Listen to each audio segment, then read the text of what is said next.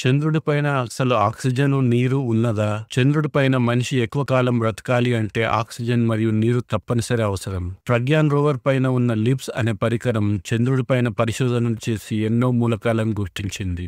ఈ పరికరం ఎలా గుర్తిస్తుందంటే చంద్రుడిపైన ఉన్న మట్టిపైన, రాళ్లపైన లేజర్ లైట్ ని ప్రసరింపజేస్తుంది. హై ఎనర్జీ లేజర్ పల్సెస్ చంద్రుడి మట్టిపైన పడ్డప్పుడు లేజర్ కాంతి యొక్క వేడికి మొదటగా పదార్థం వాయు రూపంగా మారి తర్వాత ప్లాస్మాని వెదజల్లడం మొదలు పెడుతుంది. ఈ ప్లాస్మా యొక్క కాంతి తరంగాలను స్పెక్ట్రోమీటర్ తో పరీక్షించడం ద్వారా ఆ మట్టిలో ఏ పదార్థాలు ఉన్నాయో తెలుస్తుంది. ఒక్కో కెమికల్ ఒక్కో వేవ్ లెంత్ గల కాంతిని ఇస్తుంది.